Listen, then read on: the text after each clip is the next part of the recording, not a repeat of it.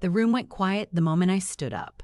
500 people, crystal chandeliers, my son's name engraved on a plaque at the front of the ballroom, and Raymond Holt, the man who had spent 30 years trying to erase everything my late husband ever built, sitting at the head table with that same smug half-smile I had learned to hate before my son was even born. He didn't recognize me at first. That was his first mistake. His last one was opening his mouth, but I'm getting ahead of myself. Let me take you back to where this really started. Not that night at the Meridian Grand, but 28 years earlier, in a hospital room in Dayton, Ohio, where I held a 3-day-old baby boy in my arms and made him a promise I intended to keep. My husband Daniel passed on a Tuesday in November. A work accident, they called it. Equipment failure on a job site managed by Holt Construction, the company that had underbid Daniel's small crew out of every contract in the county for the better part of a decade.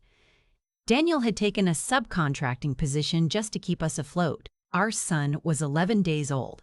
I was 29 years old, exhausted and completely alone. The investigation lasted 4 months. In the end, Raymond Holt's lawyers argued that Daniel had been a subcontractor, not a direct employee, and that liability therefore rested with the placement agency. The agency had no assets worth pursuing.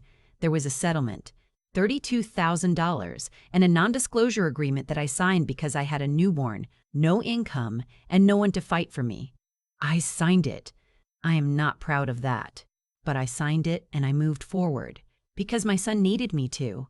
I named him after Daniel. We called him Danny.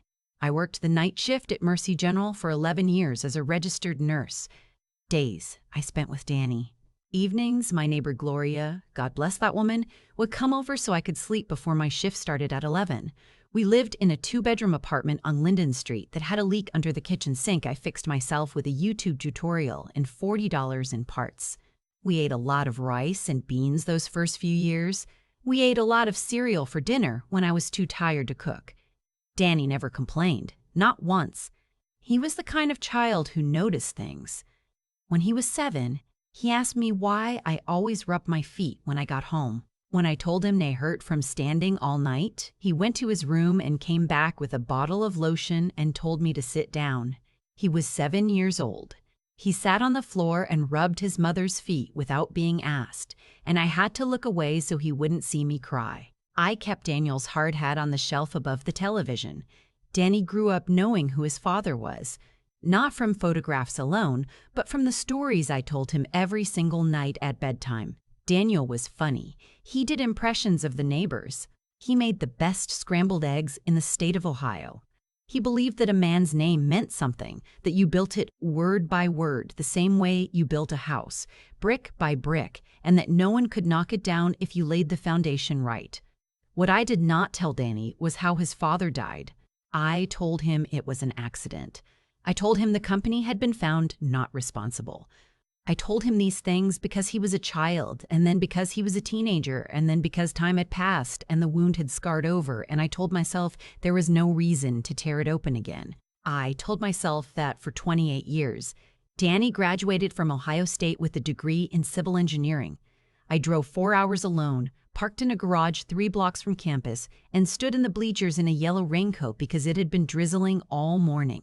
When they called his name, I put 2 fingers in my mouth and whistled the way Daniel used to at Little League games, and the woman next to me gave me a look, and I didn't care even a little bit. He went to work for a mid-size firm in Columbus. Within 3 years, he had been promoted twice.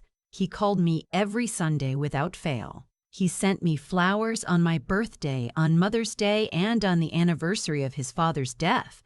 Not because I asked him to, but because he had grown up watching me stand at that shelf with Daniel's hard hat, and he understood without words what that day meant. He met his wife at a professional conference in Cincinnati. Her name is Claire, and she is warm and sharp, and laughs too loud at her own jokes, which I consider a mark of excellent character. I liked her immediately.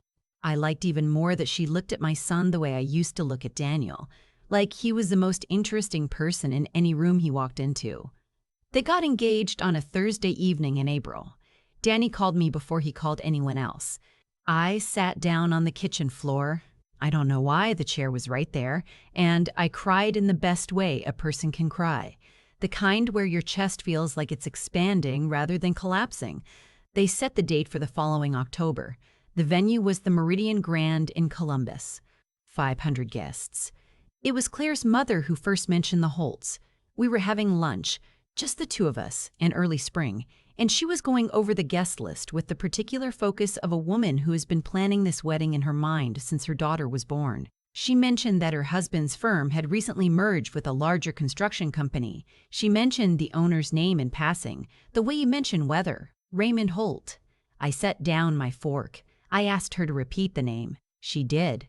She smiled and said what a generous man he was, how he had personally offered to help host the rehearsal dinner, how he had known her husband for years through industry circles.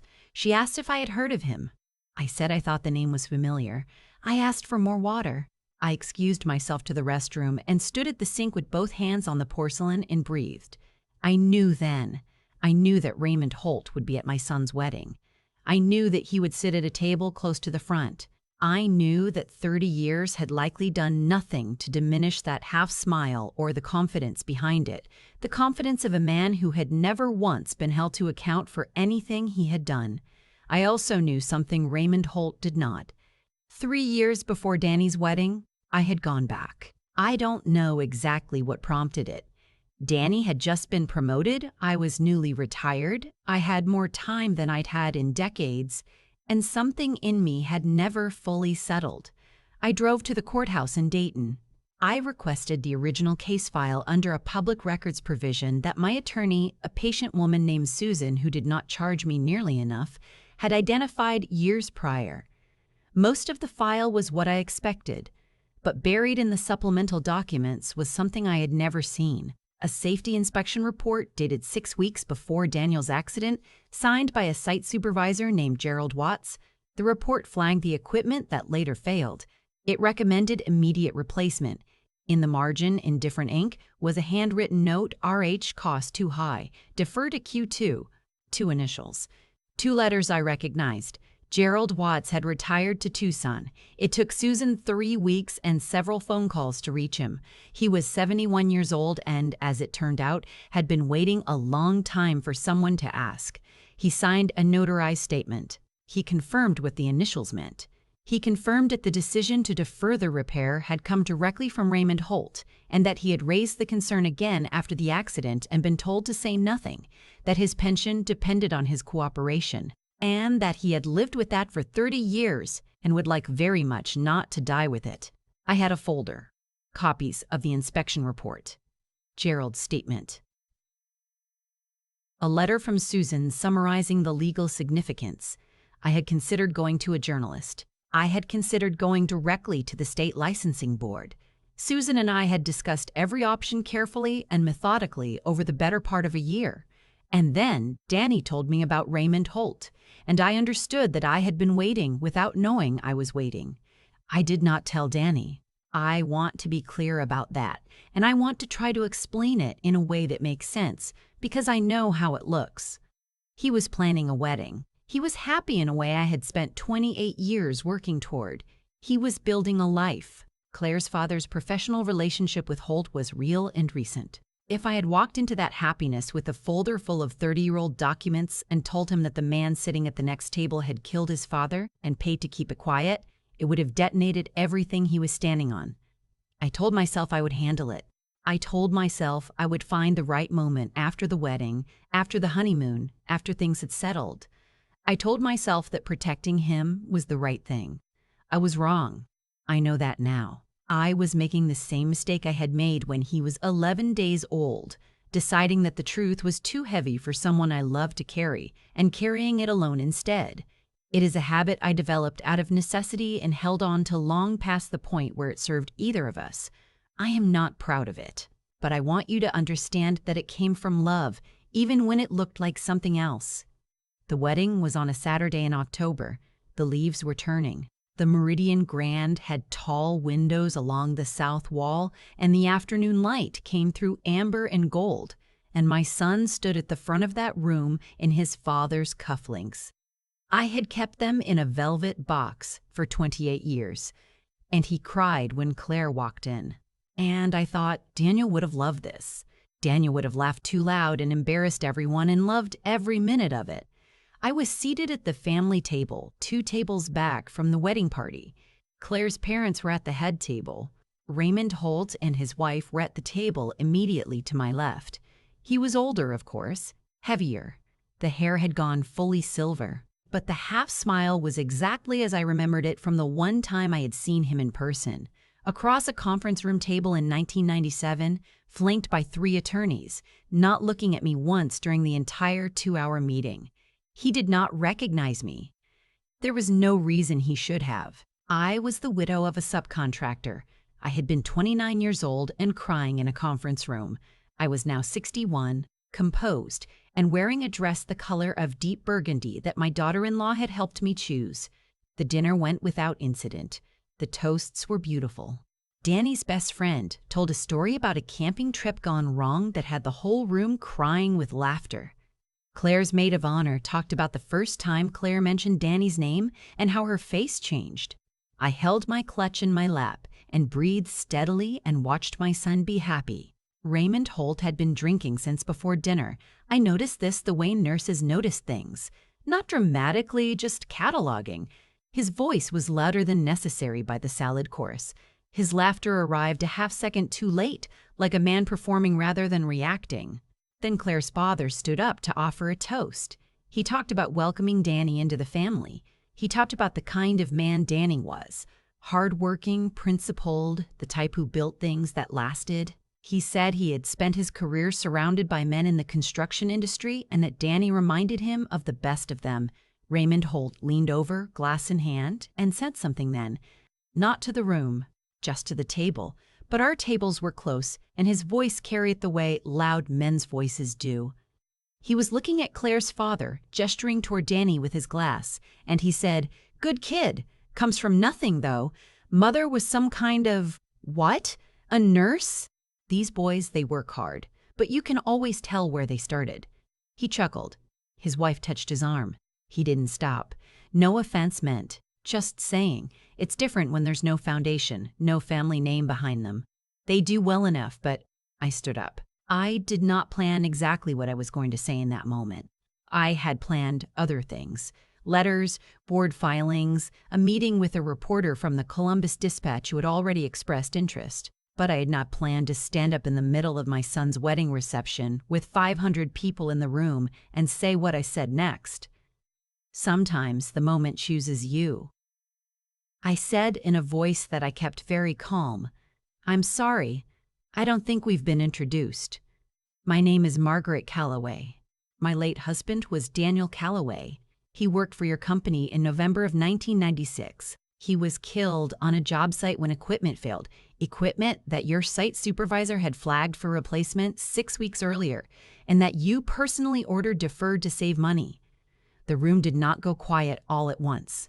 It went quiet in a wave, starting at our tables and spreading outward, the way ripples move when something is dropped in still water. Raymond Holt's face did something complicated. The smile stayed for a moment by sheer muscle memory, then let go. I opened my clutch. I had brought 3 copies of the inspection report and Gerald's statement. Susan had advised me to always have physical copies. I placed 1 copy on the table in front of Raymond Holt. I placed the second in front of Claire's father, who was still standing with his champagne glass, and said quietly that I was sorry to do this here, but that I needed him to understand what I had been living with. I kept the third. I signed a non-disclosure agreement in 1997. I said, still to the room, still calm, that I was told prevented me from discussing the circumstances of my husband's death. I have since been advised that non-disclosure agreements cannot legally suppress evidence of criminal negligence. That document, I nodded toward the copy in front of Holt, along with a notarized statement from your former site supervisor, Gerald Watts, has already been submitted to the Ohio State Contractors Board and to an attorney at the Columbus Dispatch. I looked at my son then. Danny had stood up from the wedding party table. His face was, I don't have the right word, open, broken, open, like a door someone had just walked through after being locked for a very long time. I said, "I am so sorry, Danny. I should have told you years ago. I kept this from you because I wanted to protect you, and that was my mistake. And I will spend the rest of my life making it right if you'll let me." I paused. "Your father built things that lasted. He deserved to be remembered correctly." Then I sat down. Raymond Holt did not speak. His wife was speaking very quietly into his ear. Claire's father set down his champagne glass and looked at the document in front of him with the expression of a man recalculating something fundamental. Danny crossed the room. I stood up again because I could see what was on his face, and I needed to be standing for it. He put both arms around me and held on, and I felt him shaking. Not from anger, I understood. Not then, but from the specific grief of learning that someone you love has been carrying something alone for your entire life. He said against my shoulder, "Why didn't you tell me?" I said, "Because you were all I had left of him and I was afraid." He held on tighter. He said, "I have his cufflinks on." I said, "I know. I've known all night." The reception continued because life continues, because 500 people had traveled to Columbus for a wedding, and the wedding had happened, and it was still the most beautiful thing I had ever attended. The music played. The cake was cut. Danny danced with Claire, and then he came back and danced with me, and neither of us spoke, and we didn't need to. Raymond Holt left before the dancing started. I watched him go. I felt less than I expected to feel. Not triumph exactly, but something quieter. The particular relief of a door finally closing on a room you've been afraid to enter for 30 years. The Columbus Dispatch ran the story 6 weeks later. The Ohio State Contractors Board opened an investigation. Susan filed a civil suit on my behalf. The non-disclosure agreement was reviewed and found to be unenforceable in the context of withheld safety evidence. There are legal proceedings ongoing that I am not at liberty to discuss in detail. But I will say that Gerald Watts, at 71 years old, testified without hesitation and that his voice was steady. Danny called me the Sunday after the Dispatch piece ran. He called at the usual time, 10 in the morning, same as every Sunday for the past 12 years. He asked how I was sleeping. I told him better than I had in 30 years, which was the truth. He asked if I had eaten breakfast. I told him yes, eggs, which Daniel always made best, but which I had gotten pretty good at myself over the decades. He said, "I've been thinking about Dad." I said I had been too. He said, "Tell me everything. From the beginning. Don't leave anything out." So I did. I sat in my kitchen in the apartment on Linden Street, the same one, different leak, same fix, and I told my son everything his father was from the beginning, leaving nothing out. The impressions of the neighbors, the scrambled eggs, the way he said a man's name meant something, that you built it the same way you built a house, and no one could knock it down if you laid the foundation right. Danny was quiet for a long time when I finished. Then he said, "I want to name our first son Daniel." I put my hand over my mouth. I looked at the hard hat on the shelf. I looked at it for a long time. Then I said, "I think your father would have loved that more than anything in the world." And I meant it. And for the first time in 28 years, I felt like Daniel was in the room with me. Not in the way of grief, not in the way of absence, but in the way of something finally made whole. His name meant something. I had kept it safe. And now it was his son's turn to carry it forward into a future Daniel had built with his own hands and never lived to see. A future that had his cufflinks in it, and his laugh in it, and 30 years of his wife's stubbornness holding the whole thing together. That is enough. That has always been enough.